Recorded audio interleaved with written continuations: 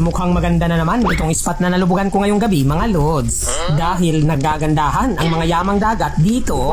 Sa katunayan, may naninag na ako sa ilalim ng kalapit na kuweba. Eto siya mga lods, napakaganda ng kulay. Buntot pa lang, sobrang lapad na.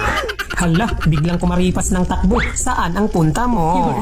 Hindi ko na makita mga lods. Sisilip na lang ako ng ibang butas. Dito kaya baka may nagtatago na pang-ulam. Ayun, sabi na nga ba, may nakasiksik sa likik ng bato. Isdang aswang. Agay, tusok. Alam nyo ba, lagi itong napapagkamalan na bawal hulihin mga lods. Pero ang sabi ni paring Wikipedia, Triple Tail Wrasse ang pangalan nito. Tapos parang may nakatambay na pang ulam. Dahan-dahanin ko lang mga lods kasi naman nakalabas ang kanyang ulo. Sana hindi magulat, kumaripas at iwanan ako. Ayan, mukhang mamahalin. Agay, tusok. Grabe, baraka ito mga lods, isang uri ng lapu-lapu na masarap. Kaya naman ang mahiwagang SWAT out mula dito sa Sikat TV ay para sa'yo. Idol Gracia Morales from Saudi Arabia. Tapos parang may kutong gumagapang sa kailaliman ng mundo mga lods. Hala, kay malaking bagulan pala ito na mabait. Agay, tusok. Napakalapad ng likod mga lods. Talaga namang mapapalaban tayo nito sa sinugba. Tapos nadatnan ko naman mga lods dito sa buhanginan. Ayan oh, malapad na gapas-gapas. Hindi na nakauwi sa kanyang bahay. Isang uri pa rin ito ng snapper na napakasarap ang sabaw. Agay, tusok. Panalo ito sa tinola mga lods dahil pampalinaw ng sabaw. Tapos may natanaw na agad ako mga lods sa kabila nitong malaking bato.